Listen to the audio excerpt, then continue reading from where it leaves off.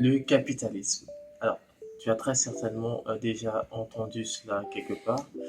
Figure-toi que je me suis déjà aussi longuement posé la question sur ce qu'était justement ce fameux capitalisme. Alors, déjà, globalement, c'est un système économique. D'accord? Dans chaque État, on a ce qu'on appelle donc des systèmes économiques qui sont adoptés, bien évidemment, dans l'optique de bien réglementer les différents marchés. Et donc le capitalisme, donc il y a des notions qui sont très importantes à prendre en considération lorsqu'on parle donc de capitalisme. Il y a premièrement la notion de propriété privée et des moyens de production. Par propriété privée, donc par capitalisme, pardon, on va vraiment mettre un accent sur la production.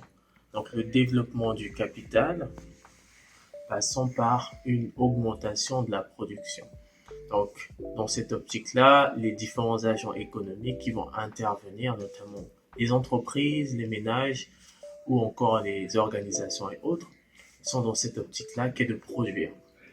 Produire plus pour augmenter au final le capital et faire donc du profit.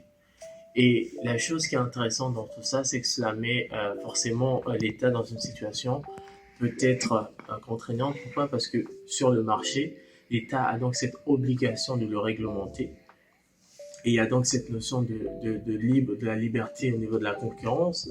Donc chaque entreprise, chaque agent économique essaie du mieux qu'il peut de développer son profit, d'augmenter donc son capital. Donc par capital, il y a les capitaux propres, hein, les capitaux pouvant être des immobilisations euh, corporelles, etc. Et donc ça peut être des biens et autres.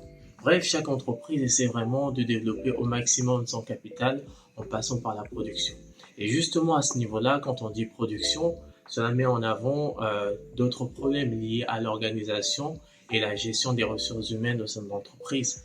Pourquoi? Parce que pour produire plus, cela va nécessiter forcément des ressources plus importantes et des ressources plus importantes nécessitent forcément un très bon système de management.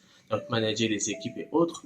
Mais à ce niveau-là, c'est pour cela que le capitalisme dans certains États n'est pas forcément adopté ou est considéré comme étant en tout cas un système économique problématique. Mais avec le développement des nouvelles technologies et tout ce qui va avec, on a cette notion qui apparaît donc de micro-capitalisme.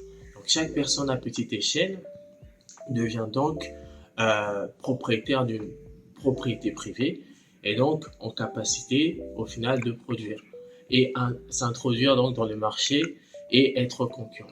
Donc voilà, ça sera tout pour cette notion liée au capitalisme. Donc si cette vidéo t'a plu, n'hésite pas à mettre un like, à t'abonner au passage pour d'autres vidéos de ce genre. Et quant à nous, on se retrouve la prochaine fois pour une prochaine vidéo. Jusque là, porte-toi très bien.